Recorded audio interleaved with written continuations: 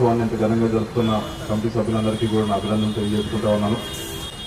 వివేకానంద స్వామి యువతకి ముఖ్యంగా మార్గదర్శకత్వం ఏదో ఈ రోజుల్లో మాట్లాడటం కాకుండా దాదాపు 130-140 సంవత్సరాల క్రితమే ఆయన కేవలం భారతదేశంలో కాదు విదేశాల్లో కూడా భారతీయ యువత గురించి వారు ఏ విధంగా ఆ రోజుల్లో స్వతంత్రం గురించి ఏ విధంగా పోరాడాలి, అలాగే దేశ అభివృద్ధిలో ఏ విధంగా యువత పాల్గొనాలి అని ఆయన ఆ రోజుల్లోనే చాలా గట్టిగా ఒక దిశ ఇవ్వడం అనేది జరిగింది.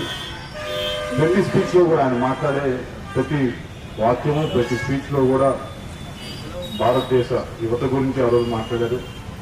భారతదేశం ఈరోజు మనం మాట్లాడుకుంటా ఉన్నాము ఏమంటే మనం మ్యానుఫ్యాక్చరింగ్లో కానీ లేకపోతే మిగతా వాటిలో కానీ మనం ఏ విధంగా అన్నీ కూడా దేశంలోనే చేయాలి, మన దేశ అభివృద్ధి చెందాలి. కానీ ఇది ఆయన 140 సంవత్సరాల క్రితం ఆ రోజుల్లోనే దాని గురించి ఆత్మనిర్భరత గురించి ఆ రోజుల్లో మాట్లాడటం జరిగింది. ఆయన అడుగుజాడల్లో ఆయన స్ఫూర్తితో యువత ఇప్పుడు మనం భారతదేశంలో ఏ దేశంతో పోల్చుకున్నా అత్యధికంగా యువత ఉన్న దేశం భారతదేశం. ఆయన స్ఫూర్తితో ఆయన ఇచ్చిన సందేశంతో మనందరం కూడా ముందుకు నడవాలని చెప్పి మనస్ఫూర్తిగా కోరుకుంటూ ఈ కమిటీ సభ్యుల వారిని మరొకసారి అభినందించాలి తెలుసుకుని సెలవు తీసుకుంటాం. ఈ కార్యక్రమంలో నాకు ఎన్నికలుగా ఉన్నా నా సహకరించారు మా శ్రీనివాస్ వారిని కూడా చిన్న చెప్తారు శ్రీనివాస్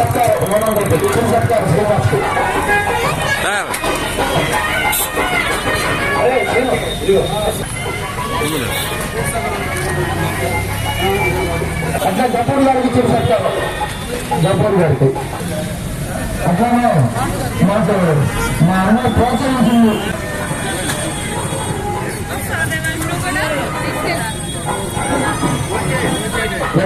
సాగర్ గారు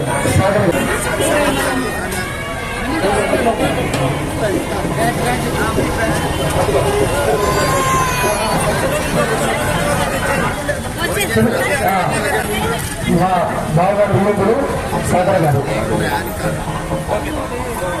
ఈ కార్యక్రమానికి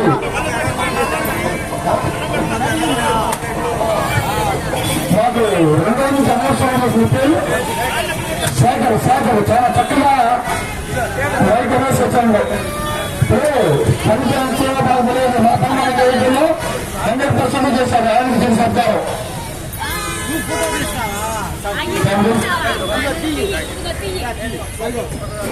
దయచేసి అందరికి భోజన ఏర్పాట్లన్నీ అయిపోయినాక ఇక్కడికి వస్తే అందరు కూర్చున్నాక మేము వచ్చి మీ దగ్గరికి రద్దు చేస్తాం నిరుపేదకి.